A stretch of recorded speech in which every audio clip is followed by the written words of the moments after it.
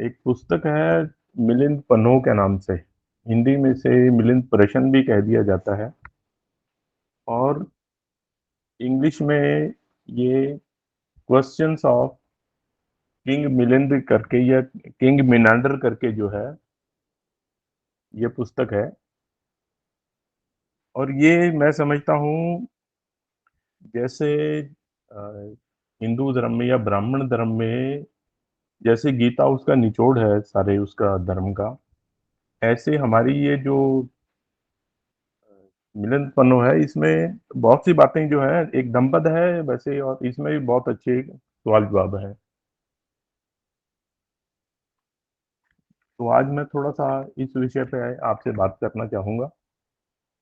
तो सबसे पहले तो ये है कि देखिए, भारत का जो सबसे प्राचीन या जो आदिकाल से हमारा जो संस्कृति चली आ रही है वो सम्मण संस्कृति है, सम्मण परंपरा है। उसी परंपरा में बुद्ध हुए, महावीर हुए, नानक हुए, कबीर हुए, रविदास हुए और दूसरे ऐसे जो हमारे और साधु संत हैं वो उसमें हुए। और इसी परंपरा में बनते नागसेन है। तो एक जो दूसरी परंपरा बाद में शुरू हुई यहाँ पर, जैसे मैं अक्सर इसमें बताता हूँ कि करीबन 620 या 650 ईस्वी अपने ईसा पूर्व में, बुद्ध से करीबन 50 साल पहले या 60 साल पहले ब्राह्मण जो है वो विदेश से आए।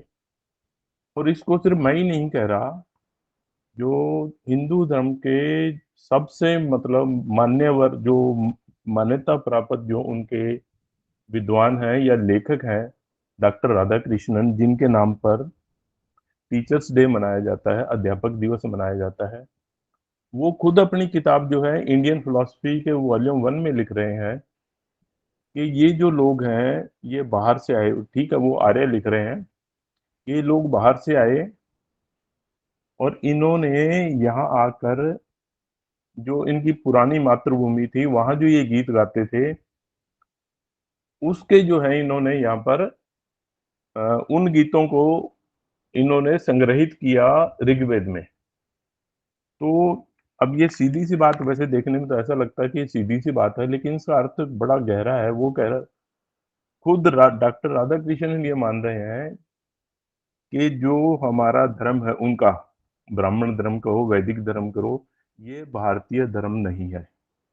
जब बाहर से आए लोगों का धर्म है ये, उनका जो ऋग्वेद है, जो जिसके आधार पे उनका सारा धर्म चला है, तो वो ये कह रहे हैं कि ये यहाँ के गीत ही नहीं है, ये उस जगह के गीत हैं जहाँ से वह लोग आए थे, जिनको आर्य कहते हैं।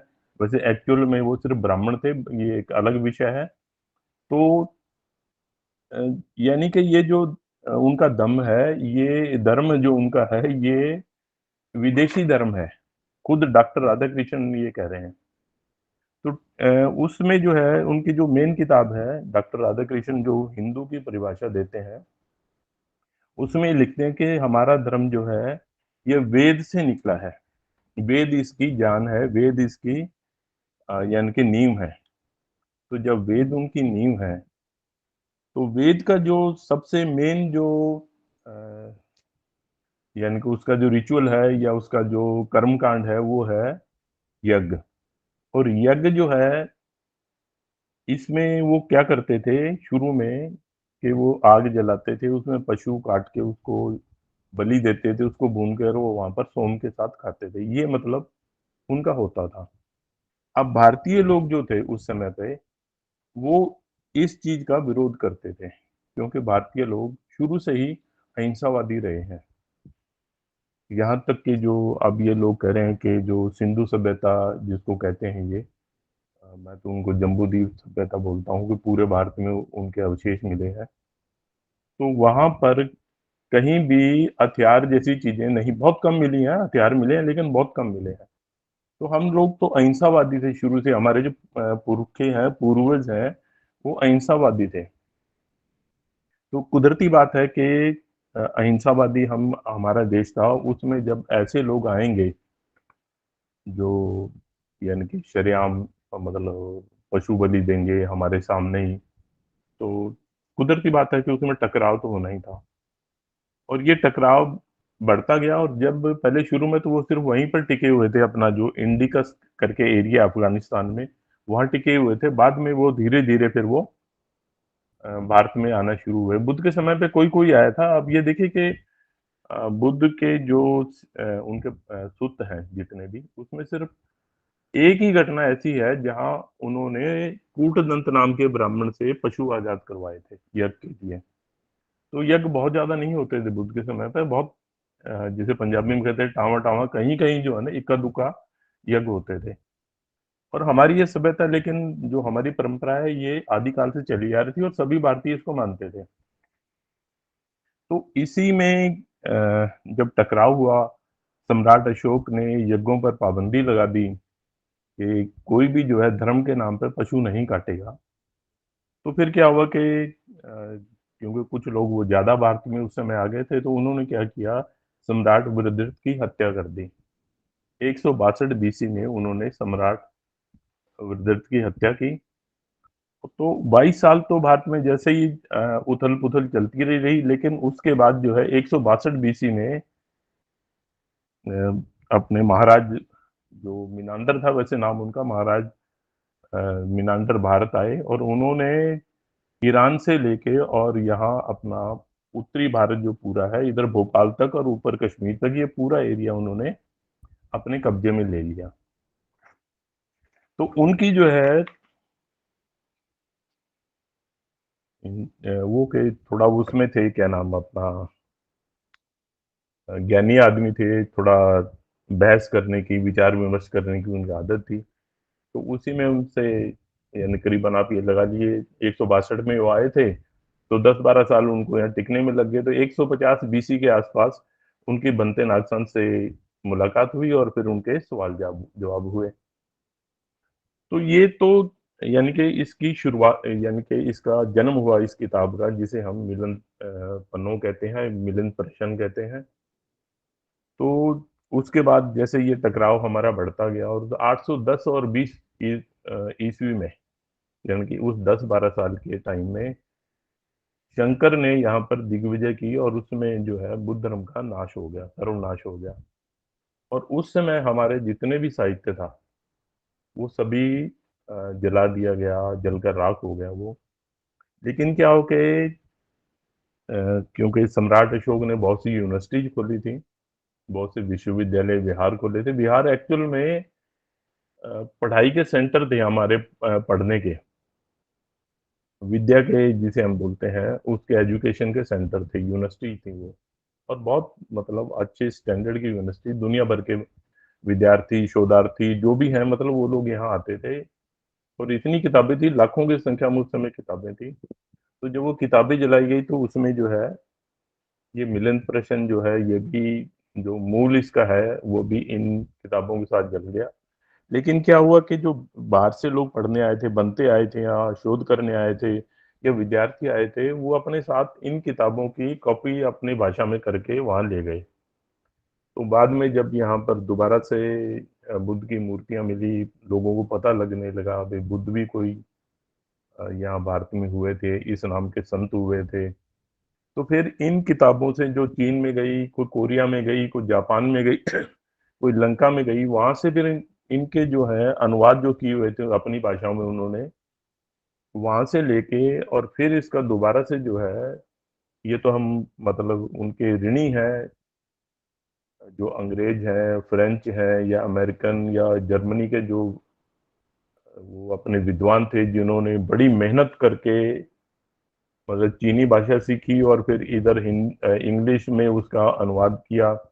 फिर उस अनुवाद से उसमें आगे हिंदी का अनुवाद हुआ। तो ये मतलब इस किताब की एक इतिहास है ये। और उस लेकिन क्या हुआ कि ये देखिए, ये हमारी एक बुरी नीति नहीं होती, लेकिन एक हमारे मन में जिस माहौल में हम पैदा होते हैं और जिस माहौल में हम पले बड़े होते हैं, उसी माहौल के हम पर बहुत प्रभाव होता है। तो हम उसी एंगल से, जिससे हम पले बड़े हैं, उसी एंगल से हर चीज़ को देखते हैं। अब तथागत बुद्ध बहुत तर्कशील मतलब वो थे, संत थे, लेकिन जब उनके जो जैसे बाबा साहब ने भी कहा कि हीरो वर्शिप की भावना होती है, तो उनके जो शिष्य थे वो बुद्ध को एक सुपरमैन और यहाँ तक के भगवान या ईश्वर मानने तक मतलब चले गए। खास करके जो चीनी लोग हैं वो बुद्ध को बहुत, अब तो ऐसा मतलब हो गया वहां पर थाईलैंड और कोरिया इस साइड में कि वो कहते हैं कि जो सारी ये धरती है, ये पूरा जो यूनिवर्स है ये बुद्ध का बनाया हुआ है और उन्होंने ही कंट्रोल किया हुआ है। ऐसे ऐसे मतलब वो उनके ये बातें फैल गई, तो ऐसी बातें जो है मिलिंद प्रशन में भी आ गई। जो श्रद्धेय अपने रीस डेविस हैं, जो खुद बुद्धिस्ट थे और बहुत अच्छे इसके विद्वान हैं अपने पाली भाषा के, उन्होंने इसका अनुवाद किया किताब में। तो उन्होंने कहा कि देखिए इस देश में जो मृत प्रश्न मिल रहा है उसमें ये चैप्टर तो है ही नहीं है, ये क्वेश्चन नहीं है, ये क्वेश्चन इसमें है, वो उसमें है। इस तरह से मतलब हर देश में हर जो भी उसमें जिस भिक्षु के वो हाथ में लगी उसने अपने ढंग से उसको इंटरप्रेट कर दिया। तो उन्होंने तो खैर बहुत ज्यादा उसमें नहीं किया, लेकिन फिर मैंने एक दिन मेरे साथी ने जो है उन्होंने कहा कि हमें ये हिंदी इतनी नहीं आती पंजाब वालों को, तो बोले कि आपको पंजाबी आती है, पंजाब के हो, तो इसको हिंदी में जो आप उसमें पंजाबी में अनुवाद कीजिए। तो मैंने उसको पंजाबी में अनुवाद किया।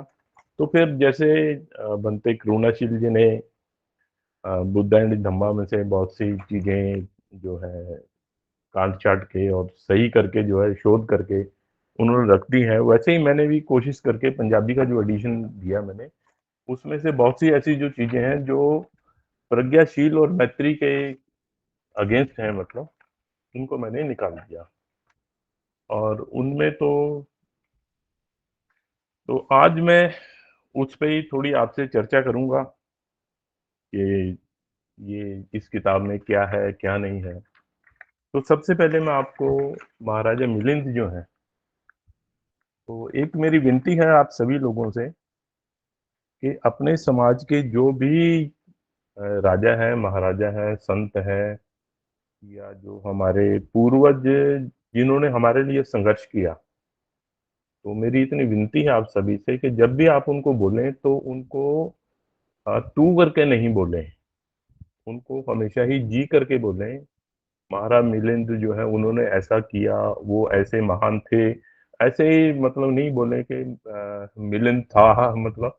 तो क्या है कि देखिए वो चाहे उन्होंने चाहे कुछ भी किया हो या नहीं किया हो, तो भी हम कम से कम हमसे उम्र में बड़े हैं, हमारे पूर्वज हैं वो। तो ये हमारी संस्कृति है कि देखिए जो वो लोग जो है अब एक जैसे गुरबाणी में है वो राम गयो रावण गयो जाको जग में नाम। तो अब ये देखिए ये एक सीधी लाइन है, इसमें राम और रावण दोनों एक बराबर कहे गए हैं, लेकिन जब इसका अनुवाद करते हैं तो राम के साथ तो भगवान लगा दिया जाता है, वो गए, और इधर जो रावण के साथ जो है वो तू करके भी रावण गया, इस तरह से किया जाता है। तो मेरा ख्याल है हमें उस जो अपनी माइंड सेट है, अपना जो दिमागी वो है, उससे थोड़ा बाहर निकल के हमारे जितने भी पूर्वज हैं उनको हमें जी से बोलना चाहिए।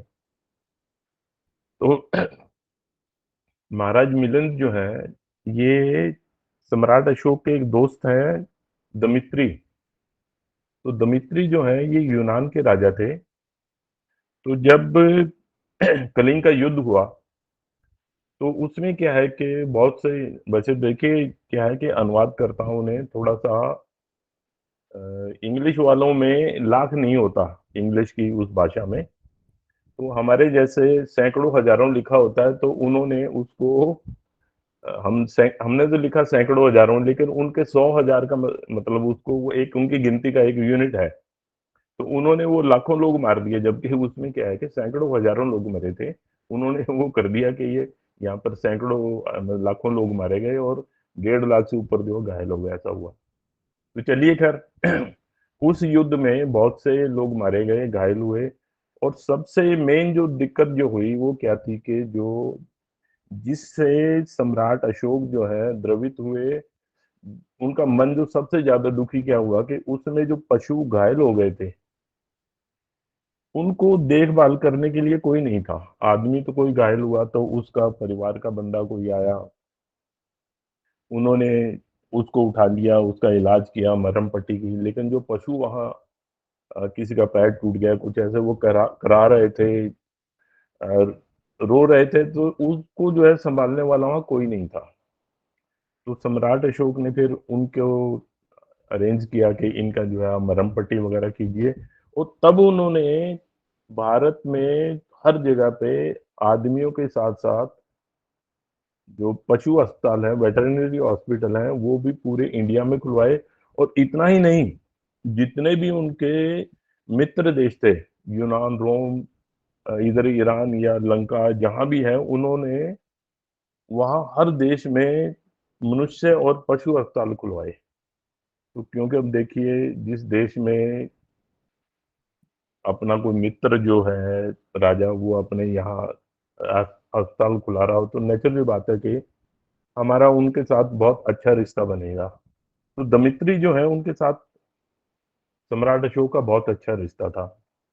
महाराजा मिलिंद जो है, इनका नाम मिनांदर है वैसे, ये महाराजा जो दमित्री हैं उनके दामाद भी हैं और वहां के सेनापति भी थे।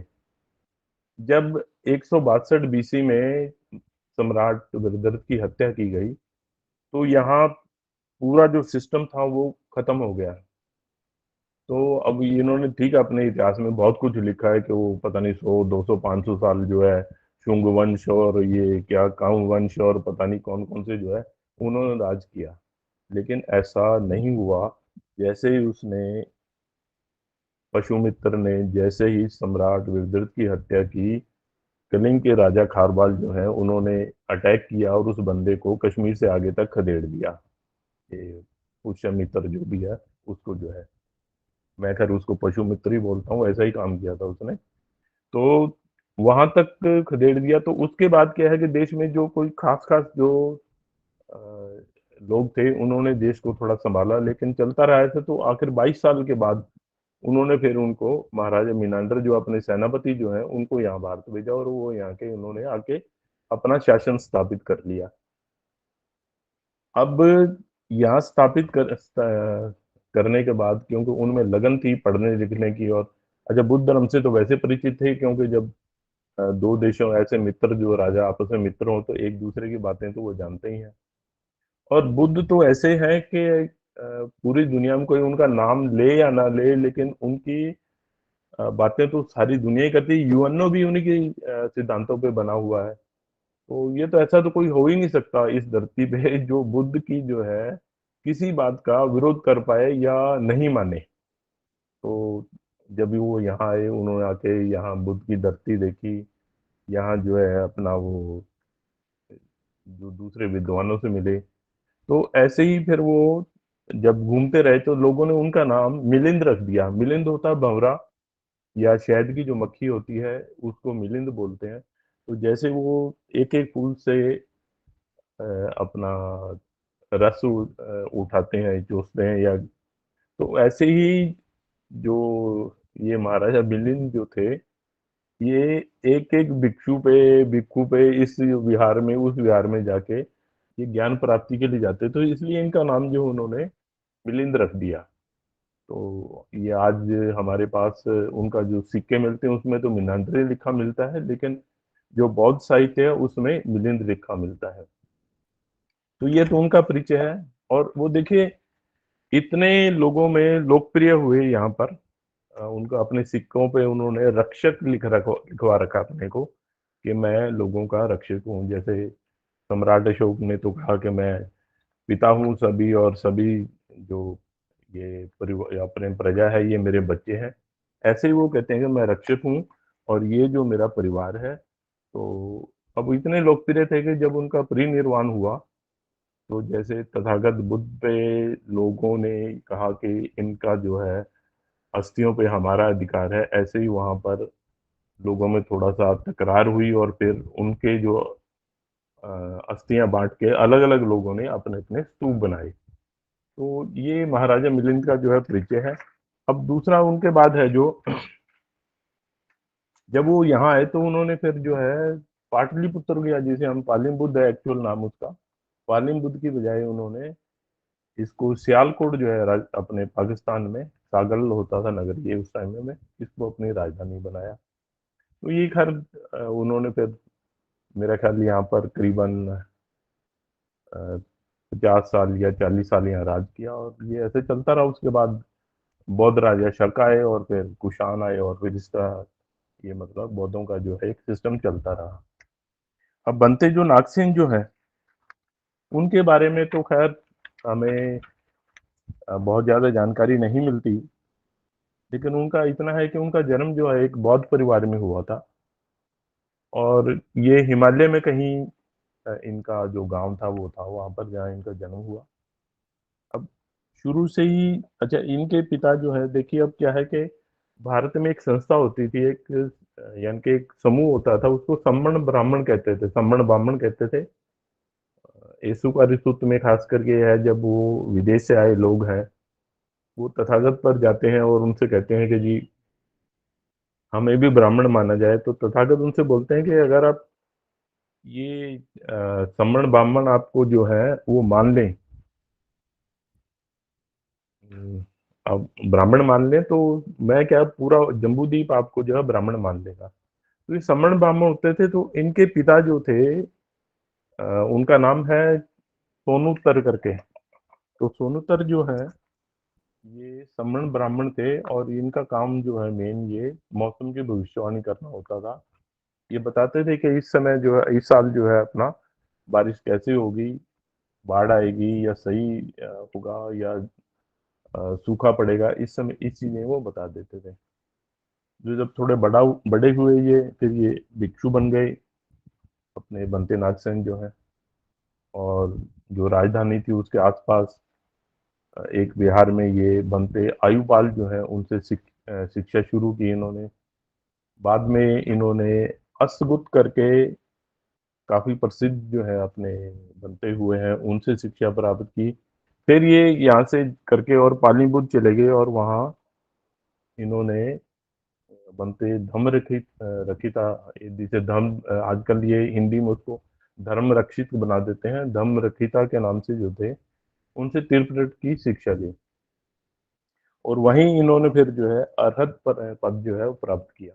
अब ये थोड़ा सा इसमें अरहत जो पद है ये जैसे अपने बीए एमए डिग्री होती है इसी तरह होता था ये। और लेकिन क्या है कि समय के साथ लोग सिर्फ अपने किसी हीरो को यानी कि बड़ा बताने के लिए वो कहते हैं कि वो उन्होंने तथागत से या दीक्षा ली अपने संघ की, और वो जो है उसी पल जो है अरहत पद को प्राप्त हो गए। ऐसा नहीं होता, ये एक स्टेज होती है, और ये बहुत मतलब मेहनत से आप एक, जैसे वो 10 पारमिताएं ऐसे इनकी स्टेजेस हैं, तो वो करने के बाद ही ये प्राप्त होता है। ऐसा नहीं है कि आपने ध्यान लगाया आंखें बंद की और आप जो है फिर अरहत बन गए। खैर चलिए, इनका जो महायान में इनका ये वैसे बनते नागसेन जो है ये महायान से ज्यादा संबंध था इनका। तो उनके जो मेन 18 अरहत हैं उनमें इनका नाम लिया जाता है। और इनकी जो एक सबसे बड़ी उपलब्धि जो मैं समझता हूँ वो ये थी कि ये यहाँ भारत से पालीबुद्ध से तथागत बुद्ध की पन्ने की बनी हुई जो मूर्ति है, जिसको एमराल्ड बोलते हैं इसमें इंग्लिश में, वो हरे हरे पन्ने की जो होती है वो मूर्ति लेके ये थाईलैंड में गए। और थाईलैंड के लोगों को पहली बार ये पता चला कि तथागत बुद्ध जो है वो इस शक्ल के या उनकी मूर्ति ऐसी होती है। तो ये है सन 43 BC की, यानी कि अब से करीबन 2150 या 2175 साल पहले या 60 साल पहले, 2060 या जो भी ऐसा बनेगा जो भी। तो उस समय ये वहां पर थाईलैंड में तथागत बुद्ध की मूर्ति लेकर गए थे। तो इसी में जैसे वो, क्योंकि अपने महाराज मिलिंद जो है लोगों को बुलाते थे करते थे, तो किसी ने ये, ऐसा भी कहा जाता है तक्षशिला में पढ़ाते थे ये। तो तक्षशिला में जैसे फिर उनसे कहा गया तो ये भक्ति नागसेन वहाँ आए, और फिर इनके जो है सवाल जवाब जो है शुरू हुए। तो उनकी लाइफ इतना ही पता लगता है, लेकिन ये परिनिर्वाण के बारे में कम से कम मैं जानकारी नहीं जुटा पाया अभी, उनका परिनिर्वाण कब हुआ और कहाँ हुआ, ये मतलब मुझे नहीं। अगर इस ग्रुप में किसी को पता हो तो वो बिल्कुल, मैं चाहता हूँ कि वो सभी से साझा करें।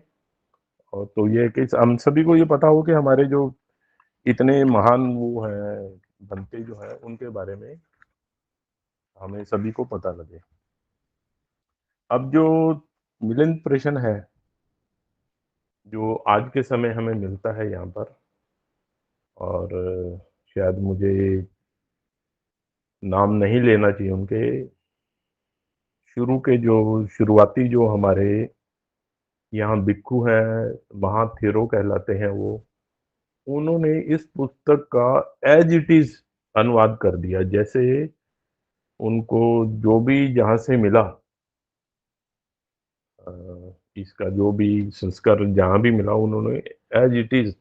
तो जब मैंने इसको पढ़ा तो इसमें बहुत सी वो बातें बुद्ध के नाम पे लिखी गई हैं, जिनका बुद्ध ने, महाकारुणिक बुद्ध ने सारी उम्र जिसका विरोध किया या लोगों से उससे बचने के लिए कहा। अब हमारा जो पहला ही पंचशील है, पाणिपाता वेदमणि, भाई हमें किसी प्राणी की हत्या नहीं करूंगा। और मैं जब इसको पढ़ा तो यानी कि आप ये समझिए, यानी कि रोंगटे खड़े हो गए मेरे। पता नहीं कितने लाखों लोगों को लिख रखा है कि तथागत बुद्ध ने जो है उनका कत्ल कर दिया, उनको तलवार से पता नहीं किस किस से काट दिया।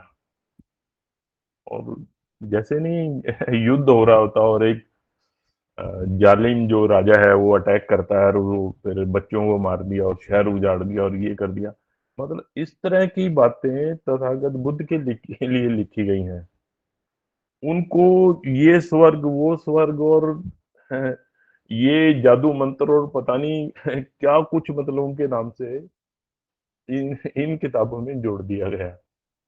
तो खैर मैंने कोशिश की अपनी तरफ से कि उनको थोड़ा सुधार के, जहाँ सुधर सकते थे बदल के, और या अदरवाइज नहीं अपना ठीक था तो अब देखिए, अब इस चीज को नहीं सुधारा जा सकता। कोई उसमें ये लिख जाए कि तथागत बुद्ध ने जो है ऐसे इतने आदमियों को मार दिया। तो मैं तो समझता हूँ कि ऐसी बातें जो हैं इनमें से हमें चाहिए कि कुछ ऐसा अपनी कमेटी या कुछ ऐसा बने, एक जो इन तरह इस तरह की चीजें हैं उनको बहुत साहित्य से बाहर निकाला जाए।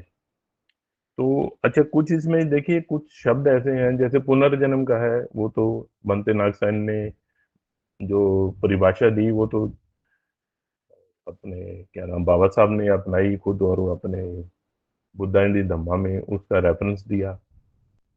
और बहुत से शब्द हैं ऐसे जो बनते नागसेन ने इसमें यूज, मतलब प्रयोग किए हैं, शब्दों का इस्तेमाल किया है, लेकिन जब अनुवाद करने वाले लोग थे उन्होंने उसका अर्थ का अनर्थ कर दिया।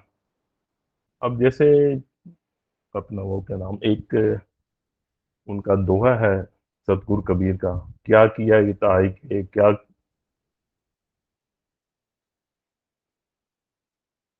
अच्छा ये दोबारा गलत, चलिए, क्या किया इताई के क्या करोगे उत जाए, इतके रहे ना उतके चाले मूल गंवाए। अब इसका जितने भी, कोई भी किताब उठा लीजिए, कोई भी विद्वान से विद्वान वो उठा लीजिए बंदा, उसकी किताब उठा लें, वो इसका अनुवाद क्या करता है, इस धरती पे ये जन्म लेके आपने क्या किया, और उसके बाद अब जब आप मर जाओगे तो वहां जाके भगवान को क्या कहोगे, तुम ना तो यहाँ के रहे और ना वहां के रहे।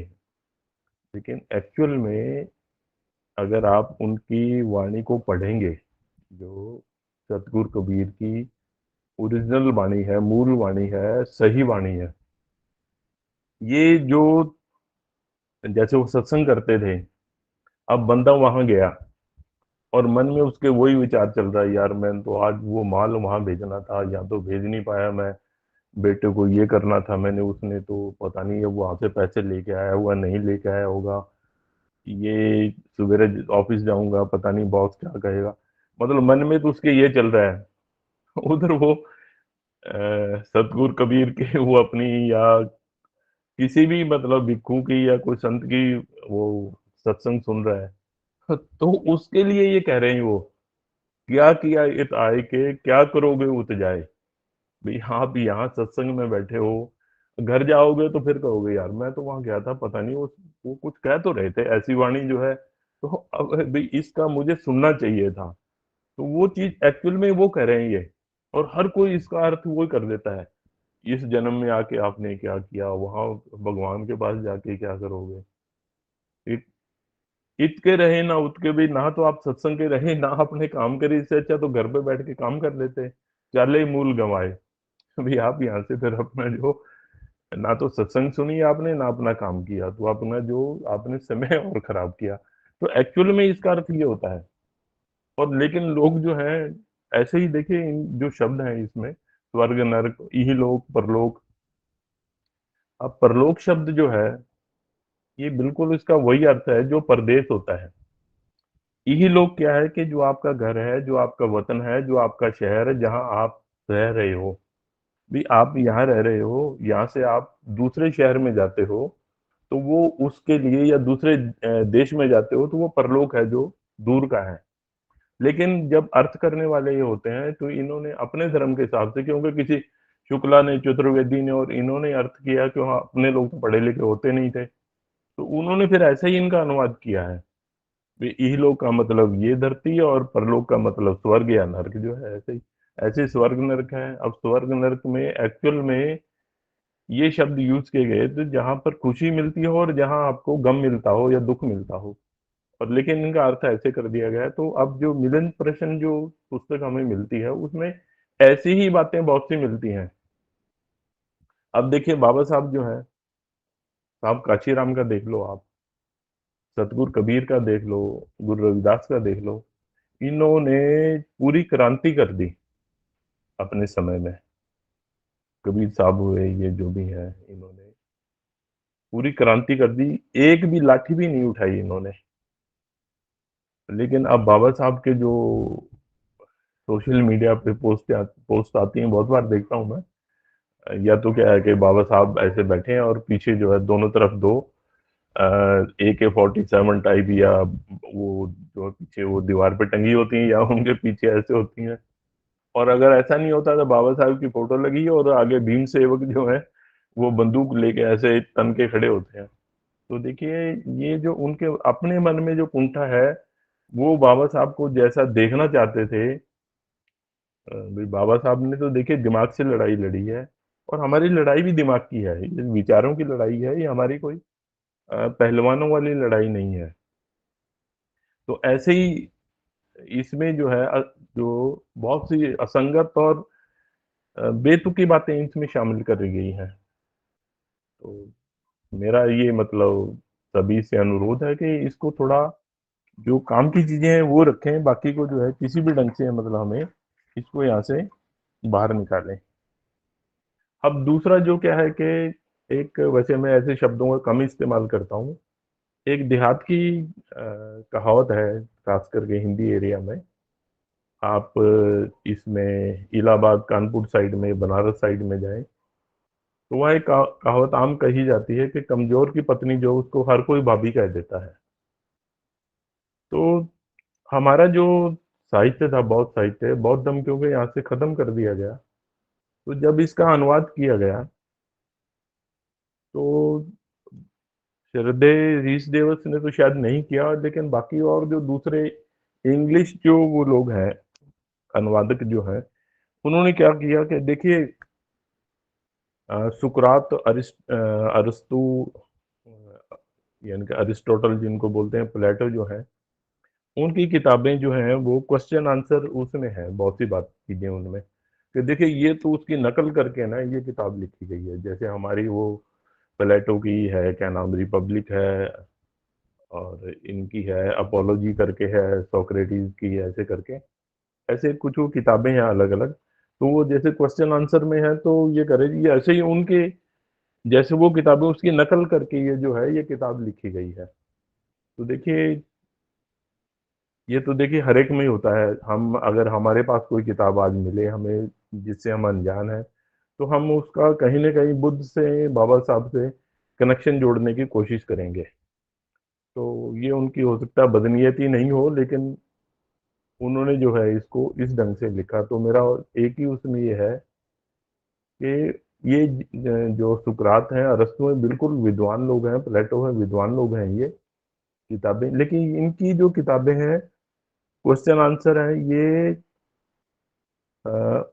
मॉरलिटी जो है अभी वो क्या है, नैतिकता क्या है, प्रज्ञाशील मैत्री क्या है, उससे संबंधित नहीं है। इनका काम है राजा क्या होता है, उसकी क्या अथॉरिटी होनी चाहिए, स्टेट जो है कौन सा टैक्स लगाए, कौन सा नहीं लगाए, किस तरह काम करे, उस पे ज़्यादा उनकी किताब वो है। तो जब उनका विषय ही अलग है, हमारा विषय अलग है। और देखिए उन्होंने तो एक कल्पना करके वो सवाल जवाब लिखे हैं, हमारे जो है ये एक्चुअल में उनके सवाल जवाब हुए हैं।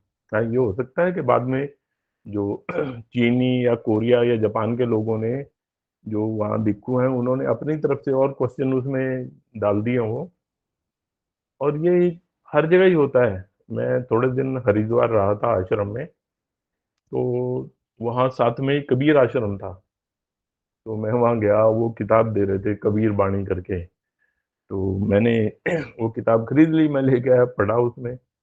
तो उसमें आजकल की बातें लिखी हुई हैं, लेकिन कबीर के नाम से। कबीर ने कहा भाई, जैसे वो तुकबंदी करके ना, भाई बस में नहीं बैठना, यहाँ नहीं करना। तो मैंने कहा, तो ये तो हर जगह ही होता है ऐसा। तो उन्होंने अपनी तरफ से, ये जो अंग्रेज जो थे, उन्होंने कहा कि ये तो देखिए सुकरात का और उसकी जो है कॉपी है ये।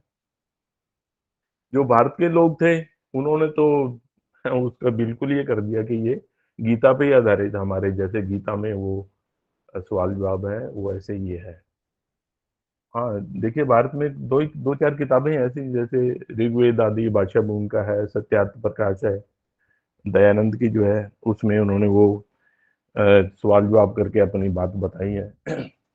अब जो सबसे मेन मुझे जो इसमें चुभती है बात मुझे, तो वो लोग ये कहते हैं कि ये जो किताब है, जो जो ये अपने शुक्ला है, चतुर्वेदी है, या इस तरह के जो अनुवादक हैं, वो और डॉक्टर राधाकृष्णन भी घुमा फिरा के ये बात कह देते हैं कि मिलिंद प्रश्न जो है ये गीता की नकल करके लिखी गई है। तो ये थोड़ा-सा मतलब मुझे इसमें दुःख होता है। पहली बात तो ये है कि जो मिलिंद प्रश्न है, इसके जो क्वेश्चन आंसर हैं, ये दुनिया के, मैं समझता हूँ, श्रेष्ठ मतलब क्वेश्चन है, और सर्वश्रेष्ठ उनके आंसर हैं। तो मैं ख़ैर,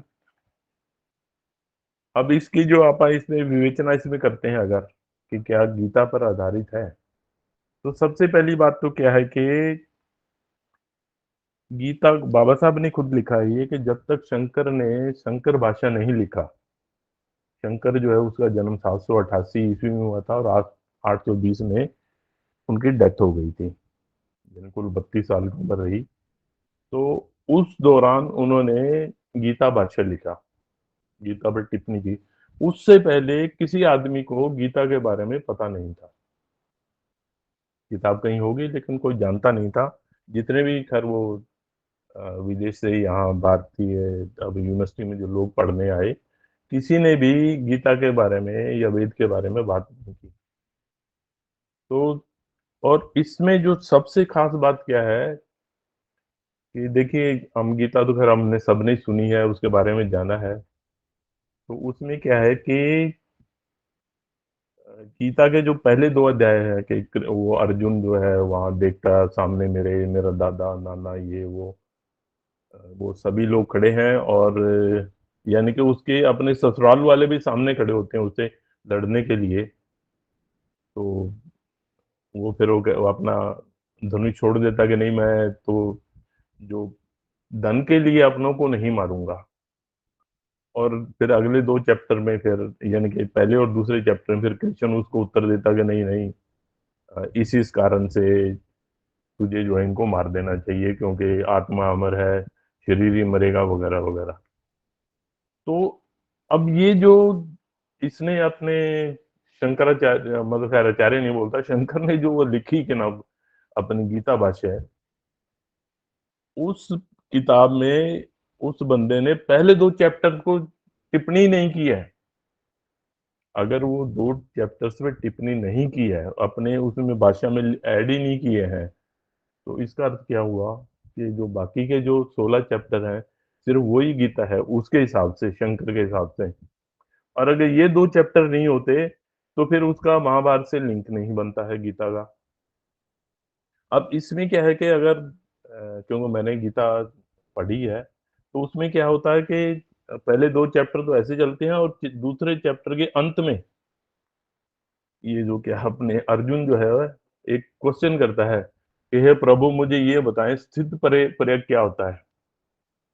अब ये बिल्कुल ऐसा ही है जैसे मैं आज सपोज आपके सामने बोल रहा हूँ और कोई मुझसे ये पूछ ले कि सर वो जो अपना फुटबॉल में जो है वो पेनल्टी किक कैसे मिलती है, ये क्रिकेट में नो बॉल क्या होती है, और मैं फिर अगले 16 चैप्टर आपको यही बता दूं कि देखिए फुटबॉल के ये रूल होते हैं, क्रिकेट के ये रूल होते हैं। तो ऐसे ही जो मूल जो है पहले दो चैप्टर उससे बाकी के 16 चैप्टर हैं, एक्चुअल में उनका आपस में कोई संबंध नहीं है। अब इनका संबंध किसने कैसे जोड़ा, ये हमारा यानी कि सिरदर्दी नहीं है, ना हम इसमें जाना चाहते। हमें तो अपने साहित्य से जो है वो मतलब है। और मैं समझता हूँ कि हमारा जो ये जो किताब है, हमारा जो ये अमूल्य ग्रंथ है, ये मिलिंद प्रशन, ये गीता पर आधारित नहीं है। अब इसके जो कारण है, इस आधार पे मैं कह रहा हूँ कि पहली बात तो ये है कि ये 800 ईस्वी तक, यानी कि अब आप ये लगा लिए 800 ईस्वी का मतलब हुआ 150, यानी कि करीबन 1000 साल, 950 साल तक इन दोनों का आपस में वो है, गैप है। यानी कि वो 150 बीसी में हुए बनते नागचंद जो है, और गीता जो है लोगों के सामने 800 ईस्वी में आई, यानी कि 950 साल का है। तो अगर कोई भी ये देखे, जिसे हम इंग्लिश में प्रूडेंट मैन कहते हैं, जिसको थोड़ी बहुत समझ है, उसको ये समझ आ जानी चाहिए कि गीता उसके आधार पे लिखी गई है या मिलिंद प्रश्न जो है उसके 950 साल बाद जो किताब दुनिया में आई उसके आधार पे लिखी गई है। खैर ये अब क्योंकि उनके पास तो वो है अपना प्रचार के साधन है, वो कुछ भी बना सकते हैं, तो उन्होंने ये बनाया हुआ कि ये मिलिंद प्रश्न जो है ये तो गीता के आधार पे लिखी गई है। अब एक वैसे टाइम हो रहा, मैं एक पॉइंट और लेके फिर मैं इसको समाप्त करता हूँ आज का जो है ये। अब जो महाभारत से इसका लिंक किया जाता है, तो उसमें एक जो सभी जो लिखा जाता है कि वहाँ 18 अक्षौणी सेना जो है वो मारी गई कुरुक्षेत्र के मैदान में। अब 18 अक्षौणी सेना जो है, हम लोग पढ़ते हैं उसको छोड़ देते हैं। तो ऐसे ही मेरे एक दिन मन में विचार आया कि अक्षौणी सेना कितनी होती है और 18 अक्षौणी सेना कितनी होती है। तो इसका जो इसको यानी कि बिल्कुल मतलब ये मैंने लिया है मनुस्मृति और अर्थशास्त्र में, इसका उन्होंने वो दिया हुआ डिटेल भी, इतने पैदल सैनिक होते हैं, इतने घुड़सवार होते हैं, इतने हाथी होते हैं, इतने घोड़े होते हैं, इतने रथ होते हैं वगैरह वगैरह, पूरी डिटेल है उसमें। तो उसके हिसाब से जो जिंदा चीज है, जो प्राणी है, मनुष्य हो, हाथी हो और घोड़े हैं जो, तो उसमें 55,11,240 तो आदमी थे यानी सैनिक थे, 23,61,960 घोड़े हैं और 3,93,660 हाथी हैं। यानी कि करीबन करीबन आप टोटल लगाएंगे तो 88 और 78 और चार, यानी कि 92-93 लाख प्राणी जो है वहां पर 18 दिन में मार दिए गए। अब ये जो 55 लाख आदमी वहां मरे, अब उनका दाह संस्कार भी हुआ। अब दाह संस्कार हुआ तो हर, क्योंकि वो सारे मरने वाले हिंदू थे उस समय, और तो कोई धर्म नहीं था इनके हिसाब से। अब हर एक पे 7 मन लकड़ी लगती है, यानी करीबन 450 480 किलोग्राम। अगर आप 55,11,240 को इस से गुना करें तो ये आती है 1,54,30,80,000 किलोग्राम लकड़ी। यानी कि 154,30,80,000 टन जो है ये लकड़ी, अगर इसको आप उसमें लगा लें, टन के हिसाब से भी 10 टन में एक ट्रक में आते हैं, तो आप ये लगा लीजिए 100, यानी कि 15 करोड़ और 43 लाख ट्रक चाहिए थे उनको इतनी लकड़ी ढोने के लिए। तो आप कल्पना कीजिए, अभी कोरोना हुआ था, उसमें कहते हैं 3 4 5 लाख, जो भी भाई 4 5 लाख के करीब लोग मारे गए, और लोगों को हफ्ता 10 दिन 15 दिन तक वेट करनी पड़ी कि लकड़ी नहीं मिल रही है ताकि हम दाह संस्कार कर दें। और बहुत से ऐसे हुआ कि उन्होंने फिर गंगा किनारे जो है उनको लाशों को दफना दिया। तो आप ये सोचिए भाई, ऐसा हो सकता है क्या? और फिर देखिए, जब एक किताब इतने लोगों के मरने का कारण बने, तो वो तो अदरवाइज तो लड़ाई बंद ही हो गई थी, अर्जुन ने हथियार रख दिए थे। ये तो अगर गीता नहीं सुनाई गई हो तो लड़ाई नहीं होती। अब उसकी वजह से इतने लोग जो है ये मारे गए। और दूसरी तरफ जो हमारे तथागत बुद्ध की अहिंसा की बात हो रही है, पंचशील की बात हो रही है, तो इनकी आपस में एक दूसरे से कंपैरिजन ही नहीं है। तो फिर कंपैरिजन नहीं है तो फिर वो किसी और का किसी के साथ कनेक्शन कैसे हो सकता है? और दूसरी बात ये देखिए साथ में कि जो इतने जो वहां पर वो मारे गए पशु जो है, करीबन 28 लाख हाथी घोड़े मारे गए, तो उनकी हड्डियां जो है वो कहाँ गई?